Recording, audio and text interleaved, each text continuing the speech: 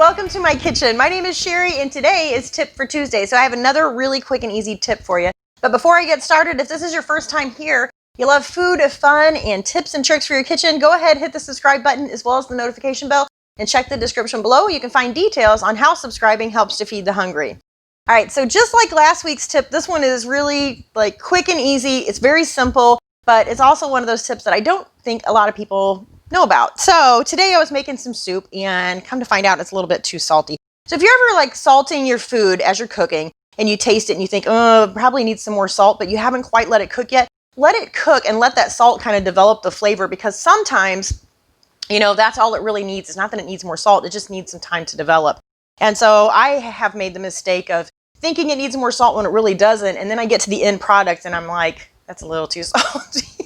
I don't know if anybody's gonna want to eat this. So I'm going to show you how you can fix that today, and that is by taking an apple, and we're just going to, I'm not going to get really picky about this at all. We just want a couple of wedges, basically, that you can cut them as, you know, big or as small as you want. We just need a couple of these.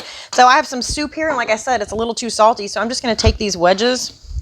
I'm going to toss them in here, and then I'm going to let my soup come up to like a little bit of a simmer, and I'm going to let it simmer for just about 10 minutes. So if you don't have an apple on hand, you can also do this with a potato, but you don't really want it to cook any longer than 10 minutes. Especially like a potato is going to start to break down, and we don't want it to become part of the dish. We just want it to be able to absorb some of that salt. So I will let this come up to a simmer, and then we'll fish those out and we'll see what it tastes like. I think our soup should be just about ready. So I'm going to go ahead and turn my burner off. Set this over here. Actually, let's trade these spots. So I'm just going to go ahead and fish out my apples. Try to leave the rest of my ingredients in the pot. There we go. One last little piece here. All right. Make sure we got them all out. And then, trade utensils here. Let's go ahead and give this a try. I'd be careful not to burn myself. Much better.